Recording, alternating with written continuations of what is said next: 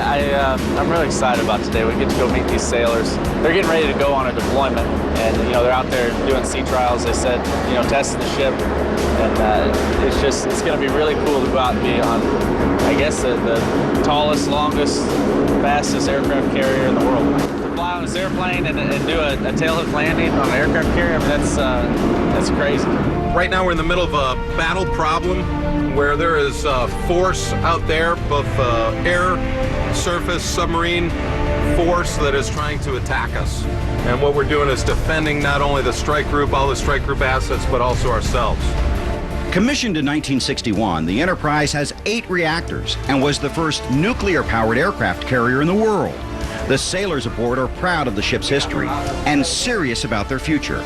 With training almost complete, in less than a month, they are headed for the Persian Gulf. Gentleman has got the wheel, not a traditional wooden ship's wheel, but a metal wheel.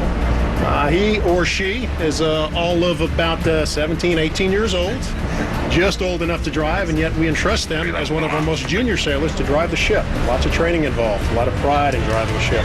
How'd you like to wake up in the morning and know you had to steer this thing around and not mess anything up? Yeah. So, yep, it's gonna be a big day. Gotta steer the aircraft carrier. A lot of pressure. What course we coming to? 270. Papa, Corpin 270, over. Driver's clear, I stand by. Some things happening right now. We've got a couple inbound aircraft, unidentified ship that's approaching. 130, indicate 24 RPM, aye sir. Getting a little nervous. As Edwards quickly found out, typical shifts are at least 12 hours, but around-the-clock maneuvers are also not uncommon. For the 5,500 men and women aboard, it is truly a labor of love. And even though Carl didn't get to fly an F-18, he did get to launch one. Let me tell you, I came here a little bit naive. I thought I understood what went on here. I thought I could imagine, how hectic it is up on that flight deck. But I'm telling you, sitting there and watching those jets go off, I mean, my heart was pounding. Those guys are brave. That is a crazy job, and it's definitely as exciting as a racetrack or more. I heard somebody say that landing on an aircraft carrier was like putting a postage stamp in your living room and diving from the hallway and landing on it with your tongue. Hey, thank you, sir. Appreciate it. Thank you. Thank you. Huge fan, man. Appreciate it. Hey, no, thank you, man. Thank you. For the rest of my career, I'll be thinking about you guys, and you'll be my inspiration when I got to dig down deep. So I really appreciate you guys. It's a lot of hard work and a lot of time away from the family, but it's worth it when some people come out and show that they support us. So. It does get hard being out here for long periods of time, but we always mesh together, and it's good to serve the country. It's awesome having someone like Carl Edwards come out and visit us, be able to take the time out of his busy schedule to come say hi, means the world to me and probably everybody else. Well, it was an amazing experience. Carl, what was your favorite part? Bill? What was your favorite part? I don't know. I mean, I'm sure you'll agree, Bill. It was sitting out there on the deck, and when they sat me under where they fire the catapult and they launched the F-18, and I mean, it's like it's a Sidewinder missile coming straight from my head. I ducked, and they, full afterburners burning the hair on the back of your neck, and that's crazy. Now, you said if you put up your arm, you actually would have been hit by the plane, right? I mean, you're that close to it. Yeah, I had to ask the guy next to me. I'm like, I mean, do we need to duck? What do we need to do here? And I give a thumbs up to this pilot. He kind of gives me a thumbs up, and then they just launch him off the deck. I mean, it's insane. It was crazy. Did you give any thought to throwing Weber overboard? A little bit.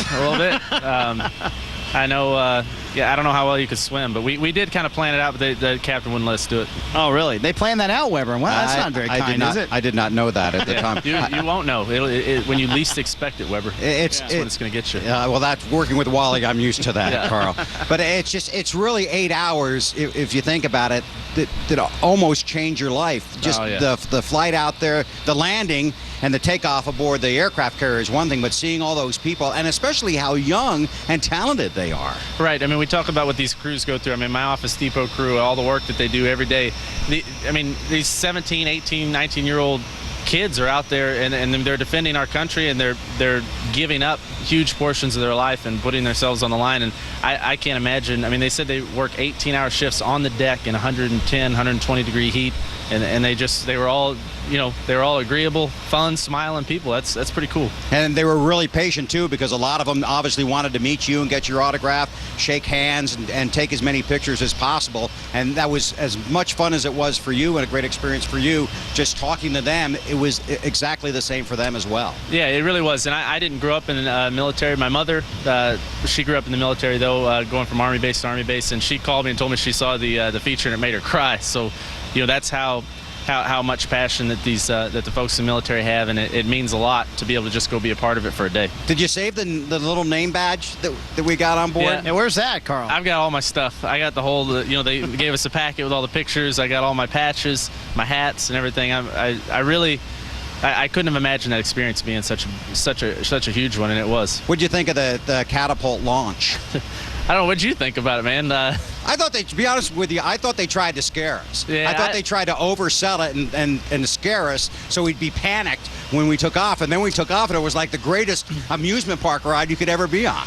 I think it's one of those things, the more you know about flying and the more you know about how things can go wrong, the more scared you were. So the more I've learned about flying, I was nervous. You might have just been enjoying it, but I was nervous. It seemed pretty crazy to think they were launching that big of an airplane at that speed. It was wild. Well, when you watch the other ones take off, you go, well, it's working so well so far. And they were attacking North Carolina, weren't they? Yeah, exactly. I think we were making an attack on somebody out there. I don't know who it was. Maybe not your house, was it? Yeah, Hendrick Motorsports, I think is who we were looking for. But that was pretty awesome experience.